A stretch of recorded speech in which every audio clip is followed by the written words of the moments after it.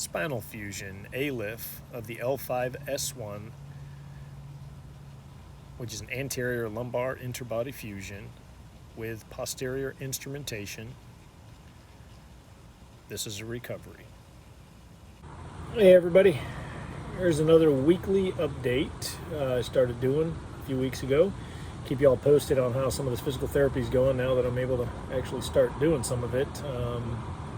So we're at week 17. Today's August 1st, 17 weeks into recovery from my spinal fusion of the L5-S1 with the ALIF and the posterior instrumentation. Anyway, I left off last time talking about how I was doing better. A lot of the soreness was going away. I was doing much better, being able to bend. Granted, it does get very sore. It's a lot. I felt that it was really muscular more than anything. Even the doctors and the physical therapist said, "Hey, you'll get over it. It won't be something that'll last. It was just you haven't used these things in so long." And you know, I want to remind y'all that you got to remember that it's not just that you haven't been using those particular muscles. I mean, if you're anything like me, and I'm sure most of you out there are, when you're going through these issues with your back, you walk different, you stand different, you sit different, you get out of bed different, you get out of a chair different. You don't use that area because it just hurts way too much. So you overcompensate in other areas to help you manipulate in order to get up. You might use all your arm strength instead of just using your glutes and your back to get up out of a chair. So that said, depending on how long it's been, you might not have been using those for years, and in my case, that was the case.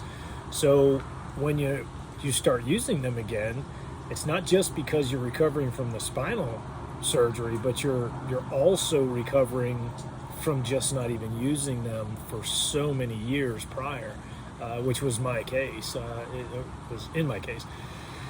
So, you know, moving forward, you tell me a few weeks ago, week 15, I think is when I posted that first update, that I could start bending, and man, it hurt a lot. I was in a lot of pain, but I felt like it was more of a muscular pain. It wasn't the same, obviously, intensity of the pain that I was getting with the back pain.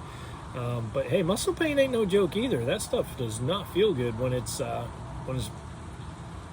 know, being hurt and injured. So, but it didn't feel like it was bone pain. I didn't feel like it was nerve pain. I didn't feel like it was anything having to do with the spine itself or the surgery itself. And I think the doctors were right, and I think I was right in that instance.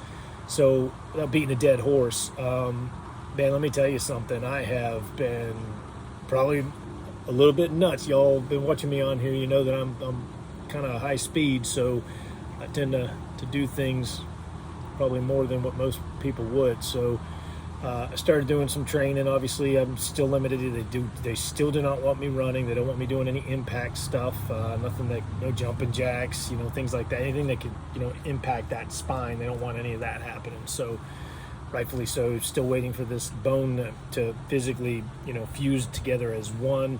Just because you have the hardware in there doesn't finalize your surgery. The bones have to fuse together in order for it to be successful. So I don't want to mess that up, but they said I could bend over as much as I want. I cannot deadlift, but I can lift like I normally was before, you know, obviously with my legs and such.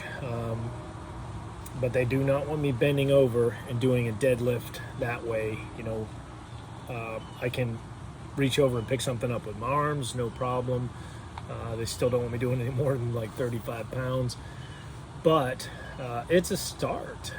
So I started just really getting into it, and something that just really pushed me kind of to the next level this last week. Probably that don't know me on here, I used to be a firefighter way back, and it's something I enjoyed partly, but without getting all into it and why. You know, I only did that for just under 5 years, so moved on to my own business, and life changed. Anyway, life's changed again, and I'm no longer doing business for myself, and I am seriously looking at getting into state law enforcement, and you have to pass, of course, some physical abilities tests, and I was looking at their test runs, and it really, honestly, I think in the condition I'm in, I could probably pass most of it, aside from the stuff the doctor doesn't want me to do. But I think if I just did it, I could. I really think I could. But anyway, it's motivated me to really just gives me more of a purpose to push forward on getting back in shape, because over the years it's really taken its toll on me, physically, in my stature and my strength especially. But I've always had great stamina and endurance, so but it's not that way right now. So one of them, anyway, real quick, is a swim that you got to do. And I'm telling you this because this is the stuff that I'm now able to do, and so this is why I want you to hear this, because I think it's important for you to know, man, you can do this stuff. You will get there. It's very encouraging. It is to me, just seeing what I was able to do, because I'll be honest, I was in a kind of, I didn't give a crap about nothing. I was getting kind of down. I think you probably saw that in my week 15. And the pain that I was getting from the bending, it started making my mind think, oh my God, is this going to start coming back? Am I going to start dealing with these back issues again? Just didn't ever want to deal with that again. I was hoping to at least get a year out of it, and but that said, it's not a problem. It's moved forward. I'm definitely getting stronger. I'm definitely getting healthier, and it's definitely getting better.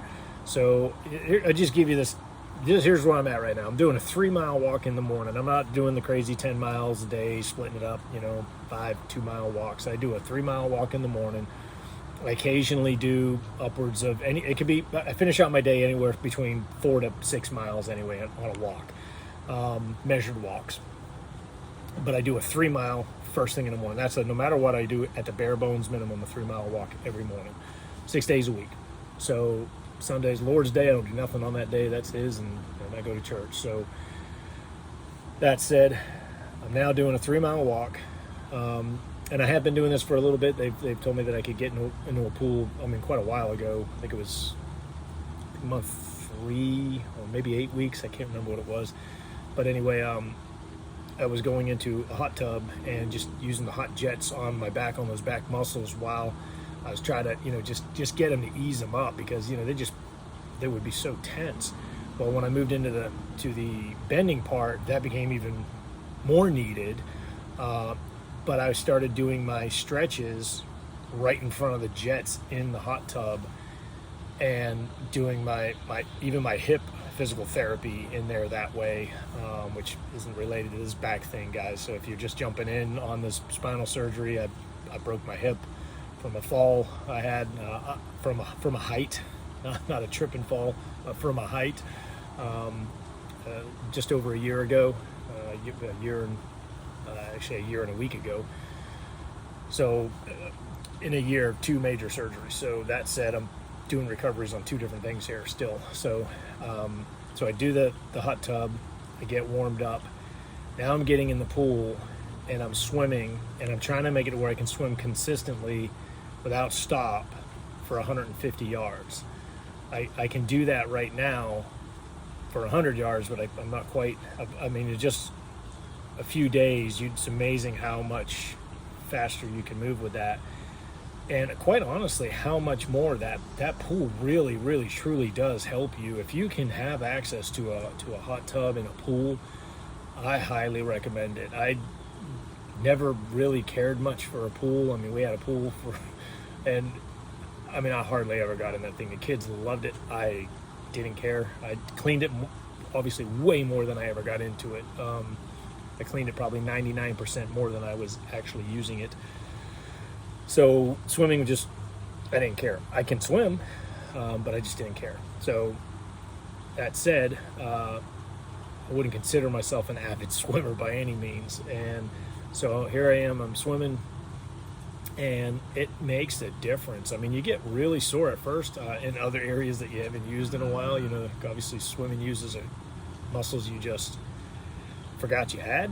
If you're anywhere around my age and you haven't been using anything for a little bit because you've been dealing with this back and surgery stuff, then you know what I mean. So anyway, man, it loosened up a lot. I mean, I've had some really good days. It has really helped me do some stretching. I mean, I've stretched in the hot tub, I've stretched in the pool. I mean, I'm up against the back of the wall with, with my arms straight out, and I'm doing, leg raises, crunches basically. But just to keep my legs straight out on a 90, with my back flat up against the wall and lifting my legs up as high as I can and come back down. Works your abs a little bit too, but it also, that just being in the water just takes the big amount of pressure off of your joints, but it still works your muscles. So it's really low impact, just much, much better for you. So anyway, it's definitely proven so, because in this last week alone, it has excelled me. I mean, to like the next level. I feel it's done phenomenally well. So much that I was like, hey, you know what? I'm gonna go do a hike. They did tell me I could go off the beaten path and I could do a hike. I didn't have to be on just concrete, so I did. And give you some advice: if you haven't done a hike in a long time, especially if you're in a hot environment, don't go going anything crazy like doing a 9 or 10 mile hike. Was supposed to be a 9 mile hike. I felt confident. I was like, man, I do 3 miles. I mean, I've been doing 10 miles, but not 10 straight miles, right? Not on pavement either, or not off pavement either. But I was like, in my head, I was like, yeah, I got this. So I went ahead and I was like, a 9 mile? Piece of cake. I haven't done it in like 3 hours, maybe just a hair over. Well, that 3 hours turned into 4 hours and turned into a 10 mile hike because I got off course several times. And anyway, at the very end of it, I didn't eat before I went out there. Should have known better. Absolutely should have known better. I kind of went out on an empty stomach and wasn't even thinking, oh yeah, dummy, you already did a 3 mile walk. You already did 200 yards in the pool today. In the pool I can't do it consistently, but I have to stop. But I still did that on that first day. I did 200 yards, and then I go and do a 9 mile hike like an hour after that, and one right after the other. So I didn't bring what I should have brought, and at the end of it, my blood pressure was dropping big time, and I didn't have enough electrolytes in me. I didn't have enough, carbs in me. I mean, I was in some bad shape, really, to be honest with you. The last mile and a half was pretty brutal. In fact, if I squatted down and I got back up, my vision would just go straight black. Super dizzy, felt like I was about to pass out. So don't be dumb like I was. Get your energy in you, put some fuel in you. You don't drive on an empty tank down in the middle of nowhere. So don't do that to yourself either if you're going to get out there and go do a hike. But I highly recommend it. I enjoyed it. It was a different experience. I've never gone on a distance hike before in that sense. We've done a hike as we took our kids out to middle of this camp thing. I don't know, it was a mile and a half maybe out, something like that, and then camped and came back. But other than that, never been on a actual trail where you're following a trail for any great distance by any means. Just hiked out in the woods just for fun and come back in, but nothing great distance. So I do this, and I was like, wonder how I'm going to feel tomorrow. Let me tell you something. I felt great. Got right back up, did my 3 miles, did the pool, or did the hot tub, did the pool. I did not hike that day. I did that on, I think it was Saturday. Yes, I take that back. Yeah, I did the hike on Saturday. No, Friday. I don't even remember what day it was. Either Friday or Saturday. Either way, it doesn't matter. But the next day I did not do a hike. So I just did another hike today. Did a 5 mile today, and it was like cake. I mean, it was an absolute breeze. No issues with my back whatsoever. No pain in my back. Everything's loosens up. Now, sitting down for any length of time, it definitely gets all tense again. It gets really, really tight. And I get up and it's like, and I got to bend and stretch it out, and it hurts. So it's a process. It's not a light switch. Let me encourage you to keep pushing forward with it though, because it does help. When you stretch, hold it. Like the doctor told me, get it to where it's uncomfortable, but not painful. So you get it to where it's painful, just back off just enough to where it's still uncomfortable but not painful, and and that way you can stretch on the next set you do, you can stretch a little bit more, and then the next one a little bit more, and then eventually, you know, you're fully stretched out, you know, hunched over with your chest on your legs, you know, in a chair, and you find you have to widen your legs out because you can actually go down way lower than that. I don't know if I posted the video on here, but I actually touched my toes. I think it was last week or the week before. I think I put it on the last video. I can't remember, but that's the first time I've touched my toes. Sitting down on a floor, just reached over and touched my toes. This is the first time I've touched my toes, and I can't tell you how many years. So the bending and the stretching and the physical therapy that you're doing on your stretching stuff, listen, it works, but you got to stick with it. It's not the most comfortable thing at first, but you got to stick with it. It's mind over matter. You can do it. You know, just when it's on the edge of oh my gosh, push yourself just a little bit more. Ease back off. Do it again. Give yourself a little bit more than you did the last time. Ease off. The next day, you know, and if you're like me, the next day is like just a hard reset. It's every single day feels just like the day before. I mean, it's like a brutal game of Groundhog Day for me, but it gets better quicker. So I'm really encouraged about that. I'm excited about that. I'm excited that, you know, I might actually, you know, get back in shape again, which I'm really looking forward to, which is just better for your health. I want to get better healthy.